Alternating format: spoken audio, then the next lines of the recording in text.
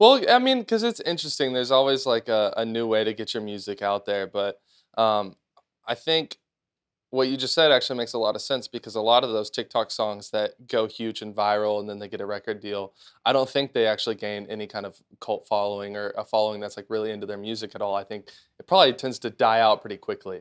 You remember Mason Ramsey? Recognize the name. There you go. Yeah. Remember the kid that was yodeling in Walmart? Yeah. Yes. Yeah. There you go.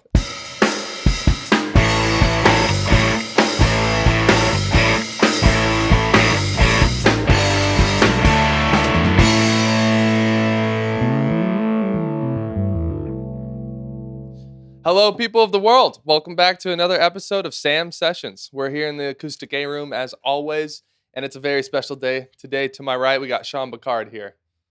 How you doing, Sean? What's good? You doing all right? I'm doing good, man. Glad to be here. Yeah, good deal, man. Super happy to have you in. You're always hanging out in the shop. I've heard your guitar playing. It's pretty good, and Appreciate that. I'm excited to get to know a little bit more about you today. Yeah, man. The first thing I wanted to know really is, I know you've been in this band, Ransom Brothers. Mhm. How did you guys all come together and come to be? So I had just moved back home from school. I was working for I think it was software recruiting, Mm-hmm. where my job was basically to just go find, front end, back end, like software engineers and recruit them to go work for mostly startup companies. And there was a guy who worked there who was friends with our lead guitar player, Sal. And he was also his roommate. He was like, "Hey, I got this buddy who he plays guitar. You should come hang out with him." I was like, "All right, cool." And I had spent my first summer out of school touring with another band, and that band had kind of, the lead singer had sort of decided to stop doing music. So I was like, "All right, I'll just play around Austin as much as I can." And I met Sal, and we immediately just like it was during South by Southwest 2019, Mm-hmm. and so we just immediately hit it off. Immediately started hanging out, talking about gear, talking about different guitars, amps, whatever. Mm-hmm. And I came over to his house, which is now the house that we both live in and we kind of run the band out of. And if you go to that room now, there's amps, there's drums, there's guitars, there's strings, picks. It's just this giant mess. Sounds like you're describing South Austin. It looks like y'all's place. It looks like a storage closet for just music stuff. But if I have videos on my phone of when we first met and started hanging out, and like you walk in there and it's a recliner in the corner, it's one amplifier, one guitar, and nothing else, Mhm. and clean white carpet that's just pristine. You go in there now and it's just sad to look at. This gray carpet, I'd imagine. The yeah. carpet's changed multiple shades. We've never had it vacuumed or cleaned. It's just kind of, it was white. Now it's this kind of sickly gray. Yeah. So Yeah. That just means you guys are real musicians in my mind. that's just, yeah, It just means you guys are really about the rock and roll. exactly. And I have my ideas on it, but coming from you, how would you describe the sound of Ransom Brothers? I struggle so much with how to describe it. When in reality it's fairly simple. Like the door guy next door, Austin, Mm-hmm. Austin Mays said that there was a group of people that were fixing to leave when Walt Wilkins had finished his set and we were about to go on, and they were like, "What's this next band like?" He's like, "Think Marshall Tucker, but younger and like better." Hell yeah. And I kind of thought that wasn't really fair because I love Marshall Tucker. I think they're amazing. Right. But what I always like to describe us as is we want to take what was so awesome about like, late 60s Allman Brothers and like the 70s sound of Southern rock, Mhm.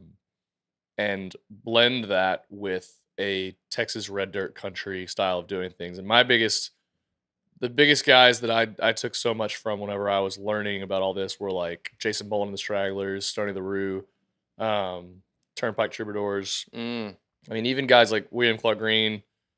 I mean, it's tough to really take all the country aspect of what we're doing, and those are definitely influences for us. But you could take guys like Willie Nelson, Waylon Jennings, songwriting people like the actual lyricists, the songwriters that I really like a lot are like James McMurtry, Jason Isbell, Chris Stapleton as a writer. Not necessarily like everybody knows Chris Stapleton as like just the vocalist. amazing voice, but take how he crafts lyrics and the simplicity of it, how the word economy of using a few things to say, Mhm. but saying it the most impactful way possible. That's how I like to write lyrics within the sound of a bunch of guitars and a really kind of southern rock sound. Mhm. So that was a very long-winded way of saying Yeah. it's just kind of the North Georgia, like South Carolina, southern rock side of things mixed with a Texas country vibe. That's how I like to approach it. Yeah, yeah.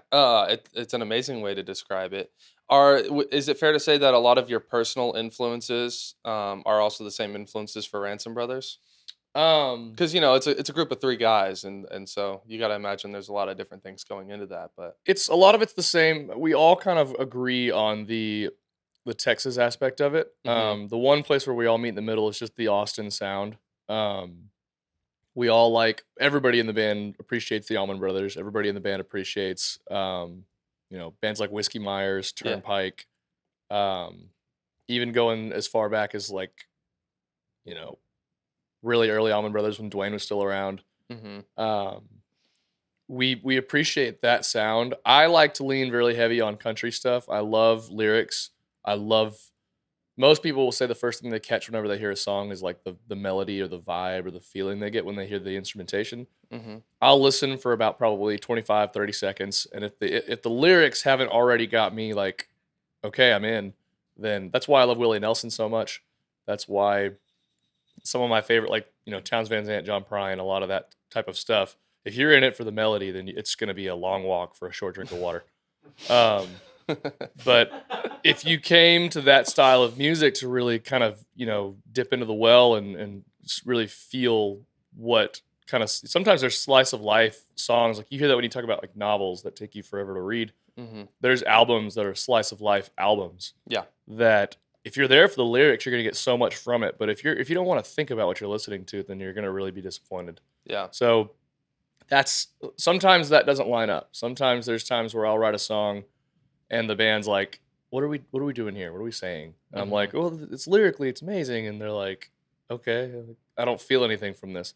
And I have to learn to really be cognizant of that and, make room for everything to be in the mix. hmm Really quickly, you were talking about the job you were working before you started with Ransom Mhm. Brothers. It was something in software, right? Mhm.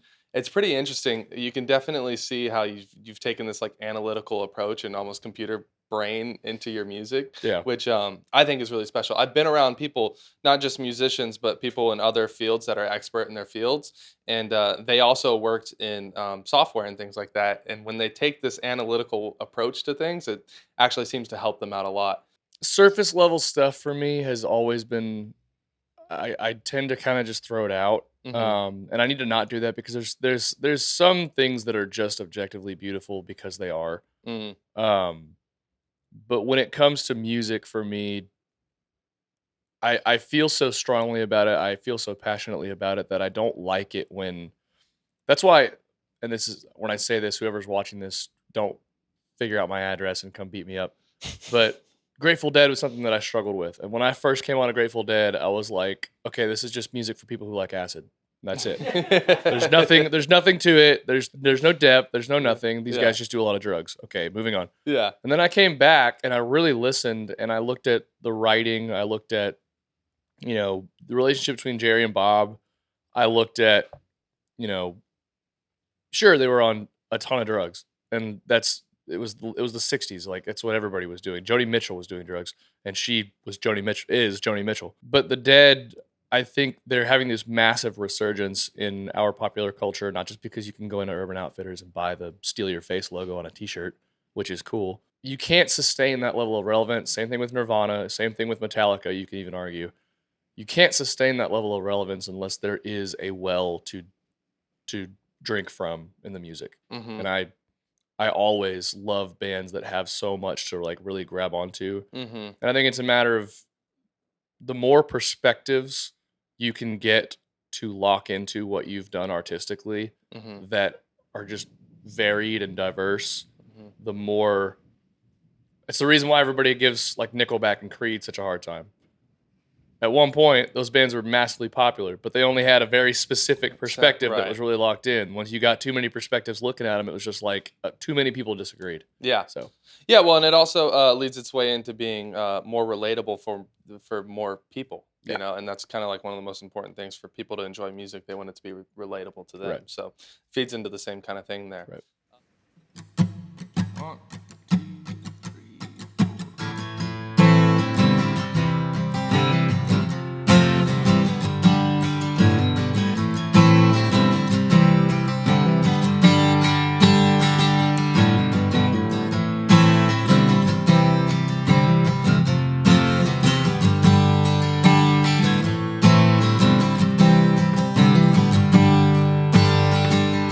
Well, I got my head stuck in things that ain't happened yet, and I feel I'm unraveling bit by bit.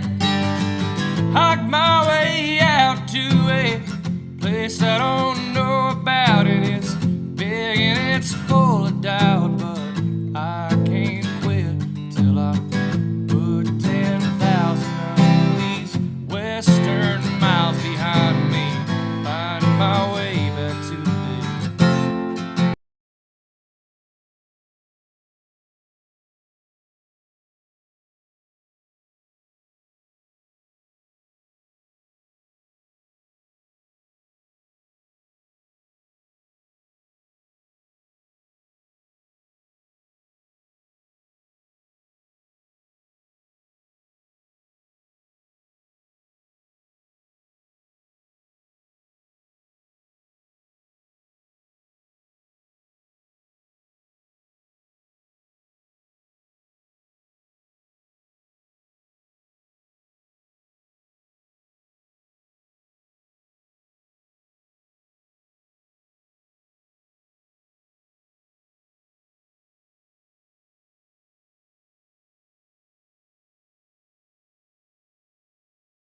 on the ground to sleep on, and I found the strength to keep on fighting off the cold till I put 10,000 of these western miles behind me. Find my way back to today.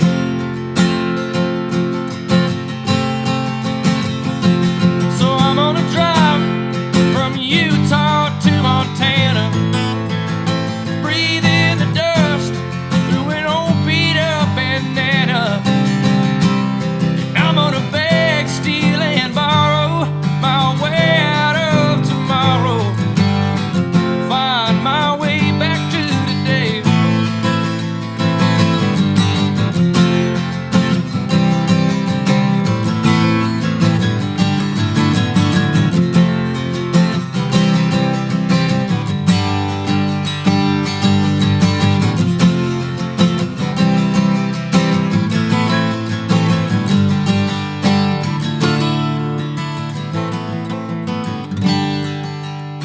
So I'm gonna drive from Utah to Montana, breathe in the dust through an old beat up bandana. And I'm gonna beg, steal, and borrow my way out of tomorrow.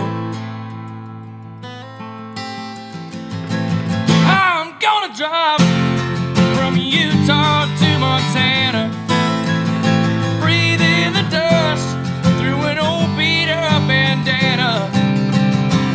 And I'm gonna beg, steal, and borrow my way out of tomorrow. Find my way back to today. Find my way back to today. Find my way back to today.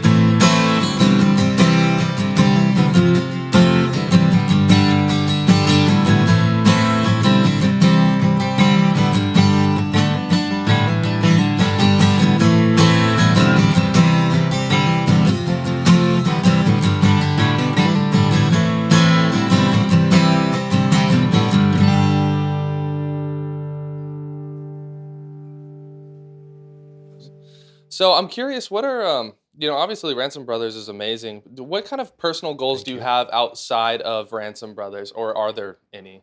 Just like what I Musically, oh, musically. musically personal goals. We have this kind of thing in our band where we keep chasing stages. Mm, And in some ways I want to have a sustainable career where it's like it doesn't necessarily matter what stage I'm playing on as long as I'm continually playing. But like I want to play Red Rocks, I want to play Moody Theater. Like mhm, I was born in Austin. I grew up in Leander, but like I spent weekly I was downtown mhm, because my mom and dad both worked downtown. And Austin's been a really important part of my upbringing. mhm. And I grew up going to Stubbs. I grew up going to Moody Theater. I grew up, you know, every year during South by and ACL, I would just see throngs of people coming in. And for me, it's just ticking off all of those boxes of like the people that came before me: Stevie, Gary Clark Jr., Mm, Ray Wally Hubbard, um, like every icon of Austin that mm, you see painted on all these murals. I want to share those stages. I mhm, want to play where they played. And that's I could go play Red Rocks. I could go play, you know, Bridgestone Arena in Nashville. I could go do Madison Square Garden. That's all awesome. It doesn't mean as much to me as playing my hometown yeah, really big stages. wow. I don't know why. There's probably people out there that are gonna be like, bro, if we took you on a tour through Tokyo or through like Europe, like and you play these big ass stages, like you wouldn't love it. And be like, I would love it. I would love ACL Festival on like Mm, American Express stage more. mhm. Yeah, it's, well, it's more personal to you, of Yeah. course, it makes sense. I've dreamt about it longer. Yeah, right, Yeah. it's a huge full circle moment for you too. Yeah. That makes sense, it's a really cool way to look at it too. So now speaking about Ransom Brothers, what are some Mhm. of the goals that you guys have for the band? And this is kind of hard to quantify, but we just want a larger audience to find what we're doing, and but we want to do it in a way that's really genuine to Mm, what we're doing. Um, I'm listening to a lot of stuff that's coming out right now, and it's kind of 50-50. It's either I love it or I really don't like it. mm, And I like hearing an artist that I think has taken the time to become a craftsman, whereas I hear a song that just kind of jokingly became popular on TikTok, and then all of a sudden you've got this artist who's massive, and they didn't see it coming, mhm, and it was kind of just like, oh wow, people like this, yeah, and then next thing you know, you got like, you know, A&R people from Nashville like hitting them up, and they have a record deal, and it's like you had one TikTok that hit 1 million because the algorithm liked it, and now all uh-huh, of a sudden you're Bob Dylan. yeah, Bullshit. yeah, I want us to do our thing our way, and the people that are into it find us. mm, That's my biggest goal for the band. mhm, As far as tangible, like, stuff like actual, we can go out and get that goals. We're gonna put out a record this year. I don't know if we're gonna do singles first. I don't know if we're gonna drop, half and half. mm, I want to get this record done. I want to do it right. We're working with Gordy Quist from Band of Heathens, and he's been just a joy to work with. He's awesome. He's mentored and taught us a lot. I've said that in the past we've had, we worked with Corby Schaub for our first record, and Corby's great. I love him to death. He's kind of like Yoda, where like he just kind of was like sort of quietly watches what you're doing, and then he'll just sort of close his eyes and just say something very profound, and then it's like, oh my god. yeah, And Gordy is more like Mr. Miyagi. He's not telling you what he's doing, and he's yeah, kind of just telling you what to do while you're doing it. And he's like, hey, do this, do that, do this, do that. And it's all little things that you don't really notice. mhm, And then before you know it, like you've gotten so used to doing what he's telling you to do, or like setting things up a certain way, and then you play or perform this thing in the studio, and he's like, there it is. And I'm like, wow, oh, okay, that's why you were. And it's like just yeah, wax on, wax off. yeah, yeah, yeah, And yeah. so, That's such a cool way to describe yeah. it. And I think for us, it's goal number one is just put out this album and make sure that it's just as good as we can possibly make it without, you know, sometimes as artists you labor over something too much because you're too Mhm, much of a perfectionist. exactly. That's yeah, I just want it to be, you know, I want it to be the thing. yeah, And obviously, like we'd like to get into a few more festivals. We'd like to get into a few more like we'd like to headline Continental. That'd be fun. mm, Um, we do more shows at the venues we like Continental, Antone, Saxon. Um, Yeah, just play bigger, cooler shows. Yeah. But really just reach an audience that really does, like, they dig it. They dig They the like the stuff. music Yeah. and they're there to follow along the Yeah, whole you're way. not there because you heard about us on TikTok. Yeah, yeah, that's avoiding the TikTok effect for sure. That's pretty And cool. for those of you guys watching this, I'm sorry, but I'm not sorry. Like, Don't you dare apologize. music doesn't come from TikTok. It comes from Musicians. yes. Yeah, musicians. People. Yeah, definitely. Well, I mean, because it's interesting. There's always like a new way to get your music out there, but I think what you just said actually makes a lot of sense because a lot of those TikTok songs that go huge and viral and then they get a record deal, I don't think they actually gain any kind of cult following or a following that's like really into their music at all. I think it probably tends to die out pretty quickly. You remember Mason Ramsey? Recognize the name. There you go. Yeah. Remember the kid that was yodeling in Walmart? Yeah. Yes. Yeah. There you go. Yeah. Yeah. This is a new one. It's not released yet. It's called You Ain't No Cowboy.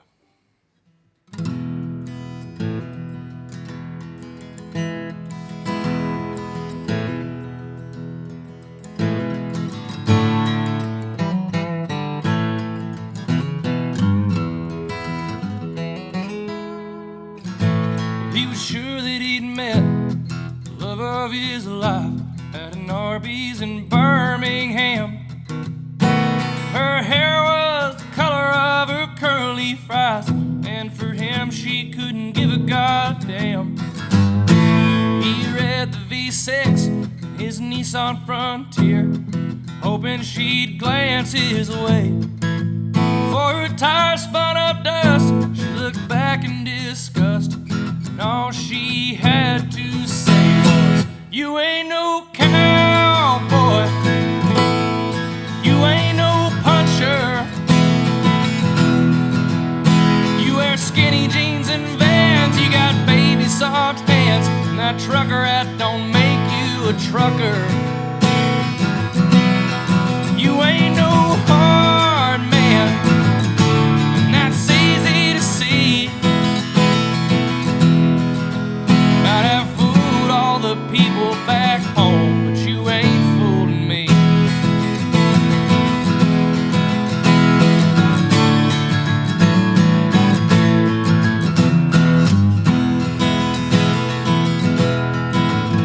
So he went out and bought some T-Covers boots, whitewashed baby blue jeans, put a sixer away of some Michelob Light. By the end he was feeling real mean. Went down to the bar, first guy he saw with a buckle and a cowboy hat. Well, he tried to throw down, got knocked to the ground, and the last thing he heard him say was, "You ain't no cowboy, you ain't no puncher. You wear skinny jeans and Vans, you got baby soft hands, and that trucker hat don't make you a trucker. You ain't no hard man, and that's easy to see. Might have fooled all the people back home, but you ain't fooling me."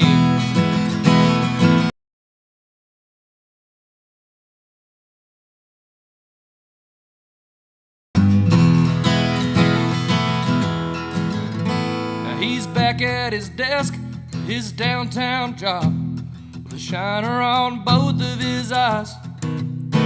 Folks ask him, "Boy, what'd you get into last night?" He says, "Man, you should have seen the other guy." But I know the truth, now you do too. Ain't no use in talking no more. Well, his collar is white, and he'll wear it with pride. 'Cause one thing he knows for sure is he ain't no cowboy, he ain't no puncher. He wears V-necks and Vans, he got baby soft hands, and that trucker hat don't make him a trucker. He ain't no hard man, and that's easy to see.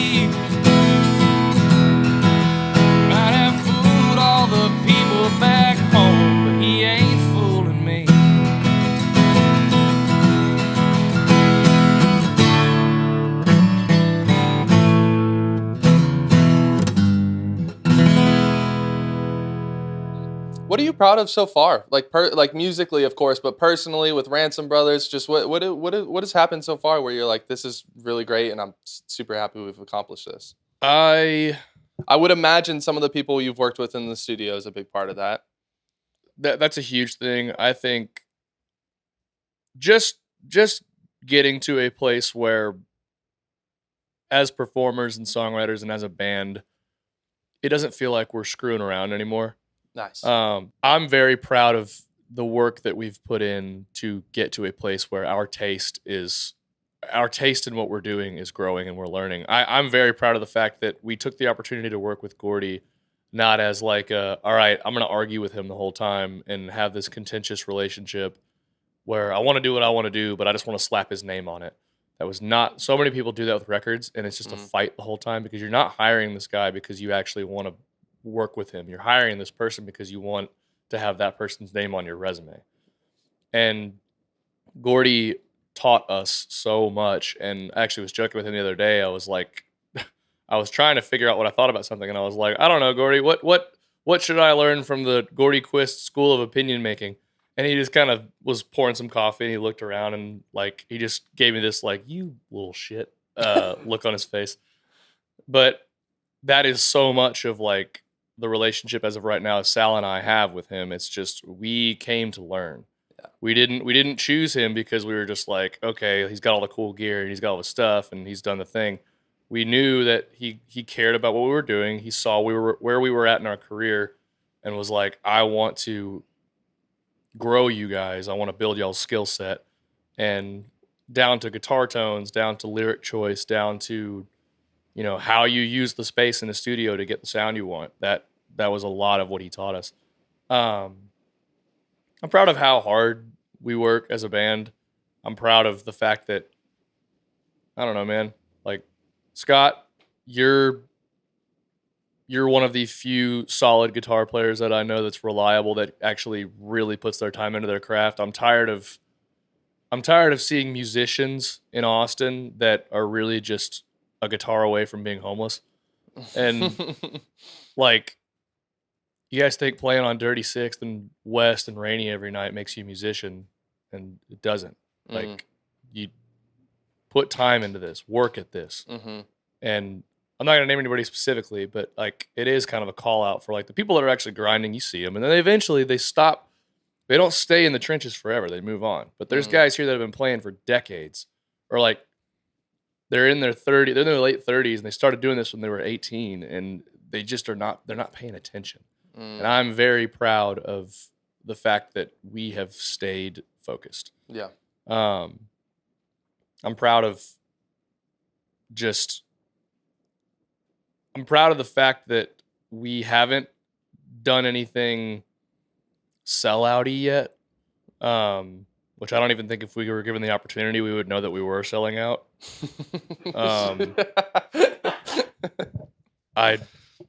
It's just not, we're both, Sal and I are both so headstrong against, like, if somebody tells us we have to do something, especially musically, we're kind of like, what's the biggest metaphorical middle finger I can give to this person? Yeah. Politely. And we'll do it. Yeah. Just because I don't know, we've never wanted to go with the accepted norm, which in some ways I'm sure has hindered us. Yeah, but it's kind of like just another way of saying you guys trust your gut, and that's a good thing to do. Almost always, you got to trust your gut. Of course, like you also said before, like when you're in the studio with some of these guys and you're listening to what they're telling you to do, and then it all makes sense in the end.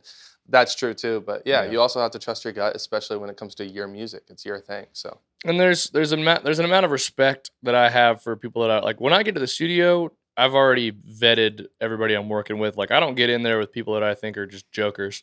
And it's kind of like when you show up for a gig. Showing up to the studio with people that you're not sure about is a nightmare. Yeah. But showing up to a gig with people that you're not sure about is like, it's whatever. We'll get through this. Yeah. A final question I have here. Following the, what are you proud of so far? What are you excited to improve on? He's like, fucking, we're killing it, dude. Nothing left to improve. I'm the GOAT. I don't need to improve. No. I am No. Austin's Kendrick. No. I think just patience. I think we're in a season right now in our lives as musicians where I think you get out of. I told you I was like, we're not screwing around anymore, and we started doing this like we met Jody from Saxon at an open mic, and she told us, "Hey, August 24th, you're playing at Saxon Pub," and I was like, "We don't have a band." What do you mean? And she was like, "You better find one." And so next thing I did was walk in here and ask you and Tim Moen if you would play, and that's how this whole thing started. Nice. And I was having a conversation with a friend of mine recently, and I was like, "Dude, I've seen some cool things. I've done some cool things. I've played some cool stages, and I still have a long way to go. But I have lost the ability to just sort of be in awe of everything I'm doing." I remember like the first time I played Saxon Pub and just being like, "Oh my God." And like having a residency there kind of makes that tough to do that every night because it's just like, oh, it's another day of the week. And I want to get back to just really soaking in the art of it and just be like, what this line of work, this way of doing things is, there's nothing else like it. There's no promotion criteria. There's no 401k. There's no, corporate like, welcome to the team email whenever you start doing this. Like you get into it, and the number one thing I've learned, like I've met the crusty, curmudgeonly, like worn out musicians. I've met the bright-eyed, bushy-tailed musicians.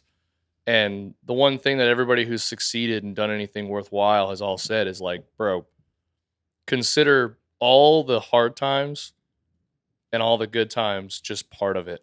Like if you drive from Texas to New York, you think everything is going to look like the Grand Canyon? Right. No, you're going to go through some stuff that looks like an Arby's in Texarkana. Yeah. Like, it's not all going to be freaking beautiful. Like, some parts are going to be awesome. Some parts are going to suck. Yep. And I think right now, it's just more about, like, finding those constants, those things that you really do love doing, and just holding on to those. And that's the other thing too, is I think you asked me one thing I'm also proud of is like, I'm very proud of the people that are in our camp. Yeah. Like the folks that like are our like kind of little community that I really care about. You're going to meet some turds in your time. Like you're going to meet some really unpleasant people that you have to work with. And I learned a lot of lessons about who you should and shouldn't trust and who you should keep in your camp. And those are hard lessons to learn, but they're invaluable. So I'm proud of the people that are in our little tribe. Yeah. So, yeah. And as far as to land the plane on that, as far as working on stuff to get better at, I think just gratitude is the Ray Wiley Hubbard thing. It's the days that what does he say? God, I need the T-shirt so bad, dude. I want the T-shirt. The days that I expect more. The days that I keep my gratitude higher than my expectations, I have really good days. Those are some pretty good days. Yeah, that's it. That is. We're gonna cut the part where we all fucked up. The quote, by the way. The days where I keep my gratitude higher than my expectations, I have really good days. That I think is probably the most like simple but important prophecy, like just perfect way of putting being a musician. Definitely. I think he summed it up completely in that kind of sentence. Yeah. That was really insightful. Like I said, you're in here all the time. I get to talk to you, but I definitely just learned quite a bit about you, which is the whole goal here. I'm super excited to see what happens with Ransom Brothers. I think you guys have a lot of potential, and you're doing shows every week, Saxon Pub, all over the place. So it's great to have you in here, and thanks for doing it for us, man. Hey, man. Dude, thank you. Awesome. Appreciate it. Yeah. This one is like buried in like the B side of the record that I wish we would have put in the front because it's a cool song and people like to hear it live, but we just didn't place it right. So it's called Fighting for Air.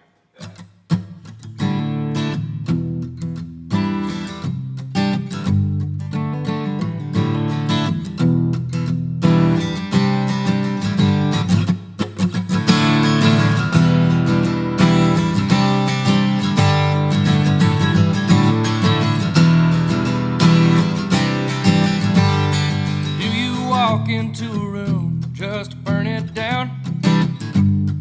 Do you scream just so you can make a sound? Do they see you while you're hiding in plain sight? Is your only human touch throwing punches in a fist fight? Can you hear me? You still there? Are you pulling into port, or are you floating out there somewhere? Can you hear me? You still there? Are you breathing free and easy, or are you fighting for air?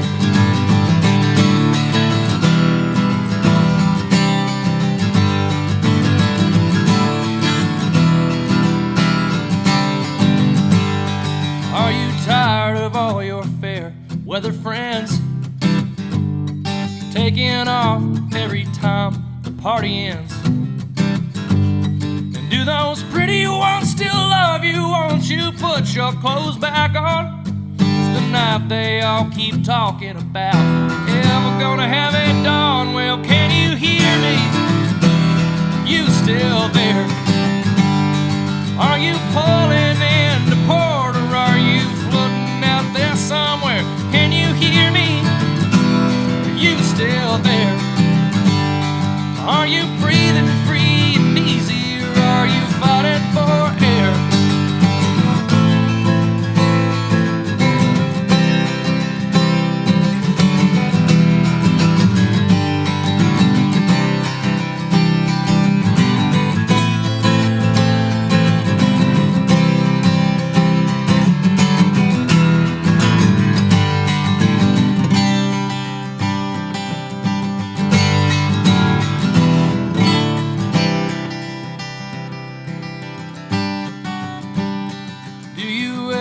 Think to call me when you're scared?